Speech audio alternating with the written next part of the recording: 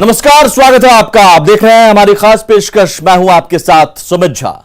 Corona की तीसरी लहर की आशंका को लेकर केंद्र सरकार अलर्ट है। केंद्र ने 8 राज्यों को लेकर चिंता जताई है जहां कोरोना के केसेस अब भी बढ़ रहे हैं। बिहार उन 8 राज्यों में नहीं है, लेकिन तीसरी लहर को लेकर चिंता यहां भी देखी जा रही है। राज्य का स्वास्थ्य विभाग ऑक्सीजन प्लांट से लेकर कोविड बेड की संख्या तक बढ़ाने में जुटा है। सवाल है कि क्या राज्य सरकार की तैयारी मुकम्मल है और क्या हम यानी बिहार की जनता कोरोना की तीसरी लहर से बचने के लिए कोविड गाइडलाइन का पालन कर रही है। जानने की कोशिश करते हैं अपने खास कार्यक्रम हैं तैयार हैं हम में।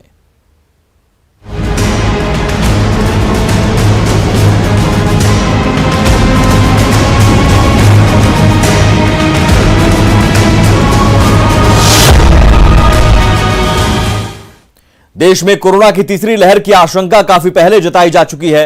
केंद्र सरकार अलर्ट है। राज्य सरकारें स्वास्थ्य व्यवस्था को दुरुस्त करने में जुट गई हैं, लेकिन लोग हैं कि मानने को तैयार नहीं। आपको बचाने के लिए, आपके परिवार को बचाने के लिए पूरे देश में संपूर्ण लॉकडाउन होने जा रहा है।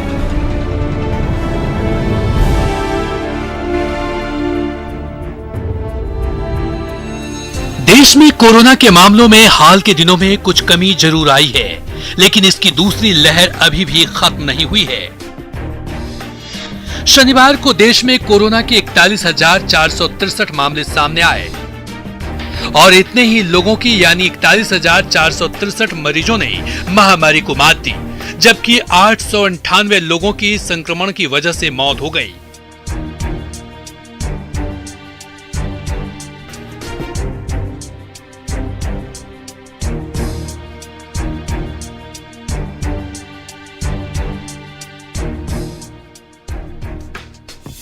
रिकवरी की बात करें तो पिछले कई दिनों से कोरोना को मात देने वाले मरीजों की संख्या नए संक्रमितों से ज्यादा रही है। रोजाना औसतन 40,000 लोग ठीक हो रहे हैं। शनिवार तक देश में 3 करोड़ 8 लाख लोग कोरोना से संक्रमित हो चुके हैं। इनमें से 2 करोड़ 99 लाख लोगों ने कोरोना को मात दी है, लेकिन 4,08,000 इस महामारी की भेंट चढ़ चुके हैं। फिलहाल देश में इलाज करा रहे मरीजों की संख्या 4 करोड़ 48 लाख है। मतलब कोरोना की दूसरी लहर अभी खत्म नहीं हुई है। इस बीच कोरोना की तीसरी लहर के जल्द ही देश में दस्तक देने की आशंका जताई जाने लगी है। आशंका जताई जा रही है कि तीसरी लहर की पिक पर हर रोज 6 लाख से ज्यादा लोग कोरोना संक्रमित होंगे और करीब 3 करोड़ 45 लाख बेड्स की जरूरत पड़ेगी। मतलब कोरोना की तीसरी लहर की आशंका डराने वाली है। इसी डर की वजह से केंद्र और राज्य सरकारें स्वास्थ्य व्यवस्था को दुरुस्त करने में जुट गई हैं, लेकिन लोगों की लापरवाही कम होने का नाम नहीं ले रही है। हाल के दिनों में दिल्ली के बाजारों और हिल स्टेशनों से आई तस्वीरें कुछ इसी ओर इशारा कर रही है। अनलॉक शुरू होने के बाद से बिहार में भी कुछ ऐसे ही हालात हैं। लोग ना तो मास्क का इस्तेमाल करते हैं और न सोशल डिस्टेंसिंग का पालन करते हैं।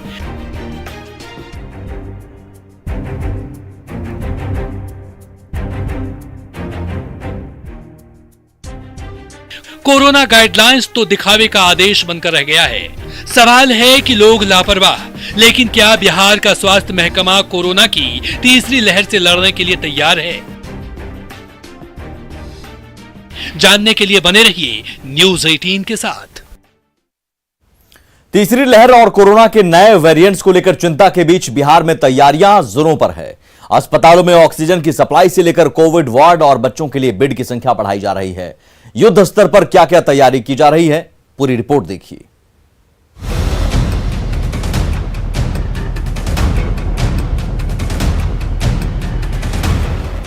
कोरोना की तीसरी लहर की आशंका और कोरोना वायरस के नए वेरिएंट को लेकर चिंता जाहिर की जा रही है। अल्फा, बीटा, गामा, डेल्टा और डेल्टा प्लस के बाद अब कप्पा और लैम्डा वेरिएंट को लेकर दहशत है। डेल्टा प्लस और कप्पा वेरिएंट पड़ोसी राज्य उत्तर प्रदेश के गोरखपुर में डिटेक्ट हुआ है।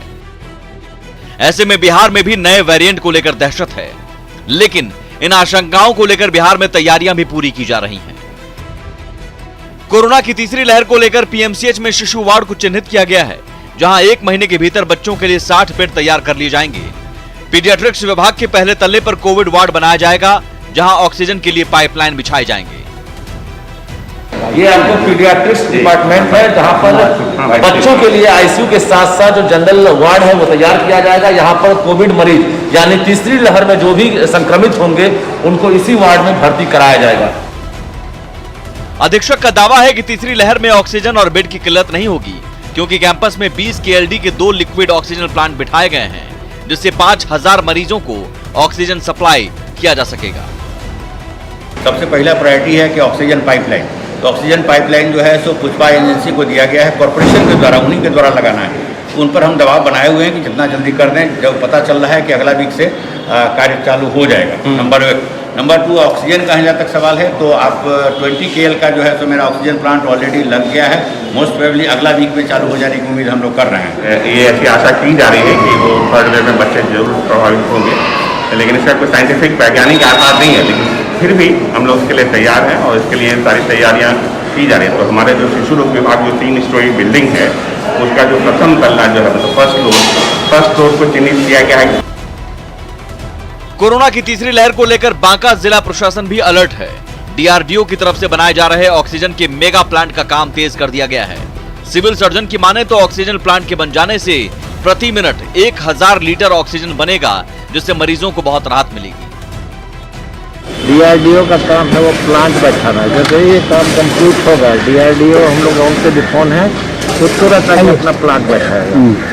पावर सप्लाई के लिए जो कॉर्पोरेशन को जिम्मा दिया गया है बिजली विभाग को, उसका लगभग पूरा काम हो गया। क्या होगी सर? 1000 लीटर पर मिनट। कितना?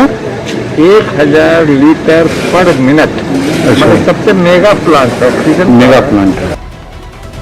जाहिर है दूसरी लहर से सबक लेकर तीसरी लहर की तैयारियां पुख्ता की जा रही हैं, लेकिन जानकारों के मुताबिक अगर लोग कोरोना नियमों का सख्ती से पालन करें, सामाजिक दूरी का पालन करने के साथ मास्क लगाएं और टीका लें, तो तीसरी लहर के खतरे को टाला जा सकता है। बांका से नागेंद्र के साथ पटना से रजनीश, न्यूज़ 18। कोरोना की दूसरी लहर में देश के सामने जो सबसे बड़ी समस्या सामने आई वो ऑक्सीजन को लेकर थी। तीसरी लहर के पहले बिहार सरकार सभी अस्पतालों में ऑक्सीजन की व्यवस्था को दुरुस्त करने में जुट गई है।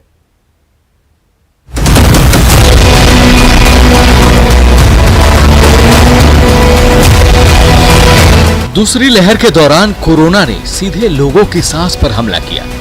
ऑक्सीजन के लिए हर तरफ अफरा तफरी दिखी। ऑक्सीजन के लिए दर दर भटकते मरीज दिखे और कंधे पर सिलेंडर उठाकर दौड़ते परिजनों की तस्वीर दिखी। लेकिन तीसरी लहर में ना तो ऑक्सीजन की कमी हो और ना ही किसी को ऑक्सीजन के लिए भटकना पड़े, ये सरकार की सोच है। और इसी सोच को साकार करने के लिए बिहार का स्वास्थ्य महकमा जुट गया है। कटिहार के सदर अस्पताल में ऑक्सीजन प्लांट के इंस्टॉलेशन का काम करीब करीब पूरा हो चुका है।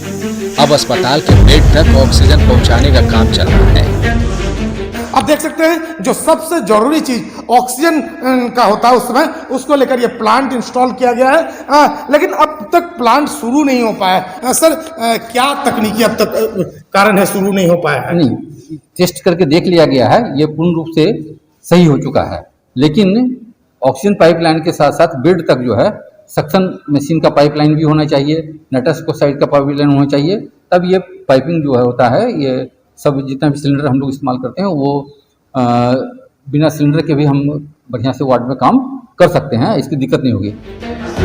कटिहार सदर अस्पताल में ऑक्सीजन प्लांट के इंस्टॉलेशन के अलावा मनिहारी और बारसोई अनुमंडल अस्पताल में भी ऑक्सीजन प्लांट को इंस्टॉल कराया जा रहा है।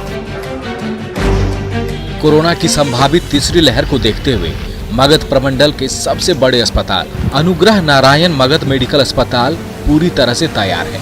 कोरोना की दूसरी लहर में ऑक्सीजन की किल्लत को लेकर काफी आपाधापी हुई थी। ऑक्सीजन न मिलने की वजह से कई लोगों की जान चली गई, लेकिन अब अस्पताल में ऑक्सीजन की कमी न हो, इसे लेकर मगध मेडिकल में 4 ऑक्सीजन प्लांट बैठाया जा रहा है। इसके बाद अब आत्मनिर्भर अस्पताल बनाने के लिए स्वास्थ्य विभाग भी काफ़ी तत्पर है और अभी कह सकते हैं कि अभी हम मौजूद हो गया के अनुग्रह नारायण मगध मेडिकल अस्पताल में और यहाँ पर लगभग 4 ऑक्सीजन प्लांट की तैयारी की जा रही है। हालांकि एक MCH के पास ऑक्सीजन जनरेट प्लांट बैठाया गया है, जिससे 35 से 40 जो मेगा सिलेंडर वो उस उत्पादन किया जाएगा, जो सीधे MCH में जो मरीज भर्ती होंगे वहाँ सीधे मरीजों को डायरेक्ट पाइपलाइन के जरिए मिलेगा। ठीक उसी के बगल में एक और ऑक्सीजन सिलेंडर प्लांट बैठाया जा रहा है। हालांकि यहाँ पर कुछ अलग तरीके से यहाँ पर प्लांट बैठाया जा रहा है। यहाँ पर ठीक इसके बगल में भी ऑक्सीजन जनरेटर प्लांट बैठाया जा रहा है और इससे सीधे यहाँ से करीब 80 से 90 जो सिलेंडर होते हैं वो इसमें भरा जाएगा और ठीक उस सिलेंडर को यहाँ पर रख करके सीधे यहाँ से जोड़ दिया जाएगा और इससे ठीक जो बगल में जितने भी वार्ड हैं, बच्चे का वार्ड है, शिशु रोग वार्ड है, महिला का वार्ड है, वो सीधे उसके बेड तक मरीजों तक ऑक्सीजन पहुँचाया जाएगा। आपको कुछ तस्वीरें हम आपके बाहर से दिखाना चाहेंगे, जो बाहर में भी एक ऑक्सीजन जनरेटर प्लांट बैठा रहा है और जो अभी इसका काम भी लग रहा है। तो यहाँ पर 25,000 क्षमता वाले लिक्विड प्लांट यहाँ बैठा जा रहा है, जो सीधे यहीं से प्लांट जो ऑक्सीजन जनरेट किया जाएगा और ठीक पूरे मगध मेडिकल अस्पताल के वार्डों में मरीजों तक ऑक्सीजन पहुँचाया जाएगा। हमारे साथ यहाँ के सुपरवाइजर हैं, उनसे बात करते हैं। अच्छा, ये क्या तैयार हो रहा है यहाँ पे? ये ऑक्सीजन जनरेटर प्लांट बगल में फाउंडेशन इसका तैयार हो रहा है और ये हमारा मैनिफोल्ड प्लांट है। इसमें ऑक्सीजन सिलेंडर, बड़े वाले सिलेंडर, मेगा सिलेंडर लगेंगे, इससे वार्डों में सप्लाई की जाएगी। और ये हमारा जो प्लांट है OGP प्लांट तैयार हो जाएगा, इसी को डायरेक्ट इसी से कनेक्ट कर दिया जाएगा। और यहाँ हमारा 20,000 लीटर का लिक्विड टैंक लग रहा है, उसको भी डायरेक्ट इसी में कनेक्ट किया जाएगा, जिससे वार्ड में सप्लाई हो सके। सरकार के निर्देश पर सिवान में भी कोरोना से लड़ने की तैयारी तेज कर दी गई है। सिवान सदर अस्पताल में सेंट्रल ऑक्सीजन सिस्टम तैयार किया गया है, जिसमें पाइपलाइन के जरिए हर एक बेड तक ऑक्सीजन पहुंचाने की व्यवस्था है। ऐसी आशंका जताई जा रही है कि कोरोना का 3rd वेव बच्चों को प्रभावित करेगा, जिसे लेकर सिवान सदर अस्पताल के ICU में पीकू वार्ड, शिशु वार्ड बनाया गया है, जो वेंटिलेटर सहित तमाम सुविधाओं से लैस है। तीसरी लहर को तो जैसा हम लोग को गाइडलाइन है कि बच्चों को ज़्यादा अफेक्ट करेगा, तो हम लोग ने अभी वो देखते हुए 10 बेड को तैयार किया है, पीडियाट्रिक ICU बनाया है, जिसमें सारे ऑक्सीजन के साथ हैं, मॉनिटर के साथ हैं और 5 बेड में हमने अपने वेंटिलेटर के साथ तैयारी कर रखी है। सबसे तेज तैयारी भागलपुर के जवाहरलाल नेहरू चिकित्सा अस्पताल में चल रही है। अस्पताल की नर्सों को डॉक्टर वेंटिलेटर से लेकर ऑक्सीजन लगाने तक की ट्रेनिंग दे रहे हैं। पहले फेज में 20 नर्सों को ट्रेनिंग दी जा रही है, फिर ये ट्रेंड नर्सेज 20 नर्सों को ट्रेनिंग देंगी और एक चेन के तहत अस्पताल की 450 नर्सों को ट्रेंड किया जाएगा, ताकि पहली और दूसरी लहर में जिन परेशानियों के कारण अस्पताल में मरीजों को जूझना पड़ा, वैसा तीसरी लहर में ना हो। हम लोगों का उद्देश्य है कि इनकी बेसिक ट्रेनिंग हो जाए, ICU केयर का, कोरोना के मरीज को हैंडल करने का। कोई पेशेंट आता है और पेशेंट आने के बाद यहाँ से डिस्चार्ज जब तक नहीं होता है तो उसके डिफरेंट एस्पेक्ट्स को कैसे हमारे सिस्टर ठीक से पूरा करें, जिससे बाद में किसी तरह की परेशानी न पेशेंट को हो, न हमारे ऑफिस को हो, न सरकार को। बच्चा चूँकि अनप्रोटेक्टेड ग्रुप है, उसको वैक्सीन पड़ा नहीं है, घर में ज़्यादा रहा, इसलिए जब माना जा रहा है कि वो ज़्यादा इफेक्ट होगा। ऐसा नहीं कि बच्चों को ही होगा, जो भी अनप्रोटेक्टेड ग्रुप, इसलिए वैक्सीनेशन पर भी ज़्यादा जोर है। प्लस क्या क्या संभावना बनती है इसके लिए, क्योंकि ये ICU है, यहाँ ये निमोनिया है, कोविड, इसमें रेस्पिरेटरी केयर का तो सारा ट्रेनिंग इसलिए ज़्यादा हो रहा है। कोरोना की दूसरी लहर के दौरान परेशानी औरंगाबाद में भी आई थी। तीसरी लहर में ऐसा कुछ न हो, इसे लेकर औरंगाबाद जिला प्रशासन ने तैयारी शुरू कर दी है। सदर अस्पताल में ऑक्सीजन जनरेशन प्लांट लगाया गया है। स्पेशल चाइल्ड यूनिट में वेंटिलेटर समेत सभी जरूरी उपकरण लगा दिए गए हैं। इसके अलावा सभी PHC में 5-5 बेड का अलग से चाइल्ड वार्ड बनाया गया है, ताकि अगर तीसरी लहर में बच्चे प्रभावित होते हैं तो उनको समुचित इलाज मिल सके।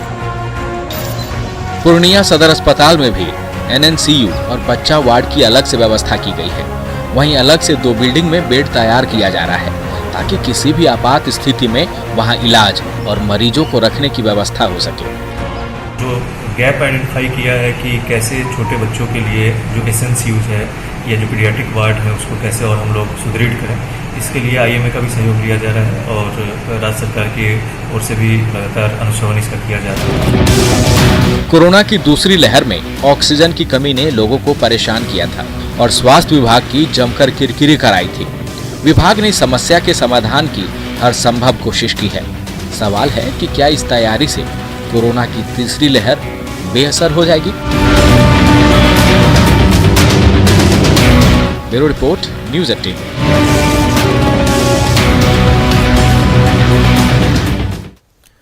कोरोना की तीसरी लहर से निपटने के लिए सरकार तैयारी में जुटी है। ऑक्सीजन प्लांट से लेकर डॉक्टरों और नर्सों की बहाली तक सुनिश्चित की जा रही है। सवाल है कि क्या ये सब कुछ जमीनी स्तर पर हो रहा है या सिर्फ हवाई ही है?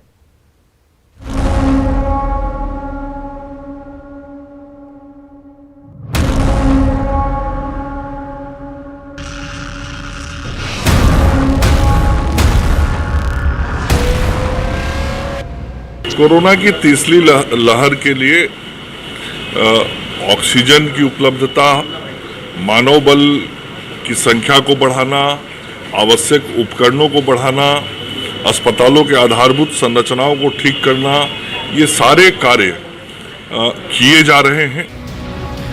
कोरोना की तीसरी लहर को लेकर सरकार मुकम्मल तैयारी कर रही है। ये दावा खुद स्वास्थ्य मंत्री मंगल पांडे ने किया। लेकिन गोपालगंज से जो तस्वीरें सामने आई वो कुछ और ही कहानी कह रही है। कोरोना के थर्ड वेव को देखते हुए गोपालगंज के थावे में RT-PCR मशीन इंस्टॉल कर दिया गया है। तत्कालीन केंद्रीय स्वास्थ्य राज्य मंत्री अश्विनी चौबे ने खुद वर्चुअली इसका उद्घाटन किया। लेकिन स्वास्थ्य विभाग की लापरवाही की वजह से अब तक इस RT-PCR मशीन ने काम करना शुरू नहीं किया। बताया जाता है कि यहाँ पर जो माइक्रोबायोलॉजिस्ट हैं वो नहीं है यहाँ पर। और आप देखें यहाँ पर कि जहाँ पर ये RT-PCR लैब है वहाँ पर ताला लगा हुआ है और यहाँ पर मशीन को ऐसे ही रख दिया गया है। इसका जो एक पार्ट है RNA जो मशीन है वो यहाँ पर नहीं है और सिर्फ एक पार्ट इसका यहाँ पर लगा हुआ है। तो सबसे हैरानी की बात है कि थर्ड वेव को लेकर के जब सब तैयारी की जा रही है, ऑक्सीजन कंसंट्रेटर से लेकर के ऑक्सीजन जनरेटर गोपालगंज में आ गया है, लेकिन यहाँ पर RT-PCR मशीन आने के बाद भी जो स्वास्थ्य विभाग की उदासीनता वो देखने को मिल रही है। RT-PCR मशीन के शुरू न होने की वजह से मजबूरन कोरोना के मरीजों के सैंपल को पटना और बेतिया भेजना पड़ता है, जिसकी वजह से रिपोर्ट आने में 3 दिन से 7 दिन तक का समय लग जाता है। CS का दावा है कि 10 अगस्त तक मशीन से जांच शुरू हो जाएगी। ऐसा नहीं है कि हर एक जिले की तस्वीर एक जैसी हो। मुंगेर में जिला स्वास्थ्य विभाग ने RT-PCR मशीन लगाया है, जिसने उद्घाटन के दिन से ही काम करना शुरू कर दिया। अब कोरोना रिपोर्ट 24 घंटे के अंदर आ जाएगी। हम लोग बहुत परेशान हुए थे पिछले दोनों कोरोना काल में, काफ़ी परेशानी महसूस हुई थी। एक टेस्ट का रिपोर्ट आने में 7 से 10 दिन लगता था और लोग नेगेटिव से पॉजिटिव हो जाते थे। अब पॉजिटिव से नेगेटिव हो जाते थे, लेकिन अब ये खुलते ही इसका रिजल्ट हम लोग को 24 घंटे के अंदर मिल जाएगा। कोरोना की दूसरी लहर अभी खत्म नहीं हुई और तीसरी की आशंका जताई जाने लगी है। केंद्र सरकार ने राज्यों से टेस्ट, ट्रैक, ट्रीट, टीकाकरण और कोविड उपयुक्त व्यवहार की 5 सूत्रीय रणनीति का पालन करने की सलाह दी है। राज्य सरकार भी अपने स्तर से प्रयास में जुट गई है। जरूरी है कि लोग अपनी जिम्मेदारियां समझें और कोरोना गाइडलाइंस का पालन करें। Bureau report, news 18।